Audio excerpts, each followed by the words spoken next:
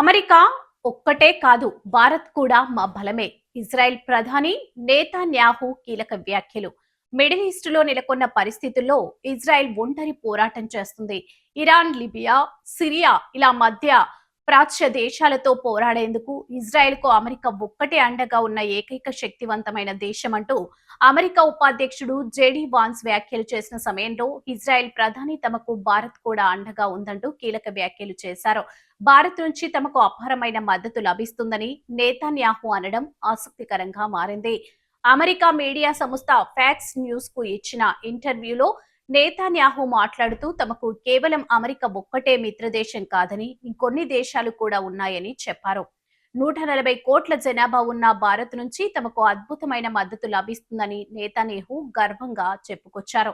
Social media వేదిక Facebook లో కూడా భారతీయుల నుంచి ఇజ్రాయెల్ కు విపరీతమైన మద్దతు వస్తుందని చెప్పారు.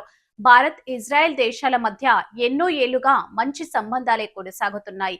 ప్రధాని నరేంద్ర మోడీ, నేతన్యాహు మధ్య కూడా మంచి వ్యక్తిగత సంబంధమే ఉంది. ఈ ఏడాది ప్రారంభంలో మోదీ తన వ్యక్తిగత మిత్రుడు అంటూ నేతన్యాహు అనడం భారత్ ను ప్రపంచ శక్తిగా కొనియాడిన సందర్భాలు కూడా ఉన్నాయి. ఈ ఏడాది ఫిబ్రవరిలో మోదీ ఇజ్రాయెల్ పర్యటన సందర్భంగా భారత్ ఇజ్రాయెల్ కు అండగా నిలుస్తుందని ప్రకటించడం విశేషం.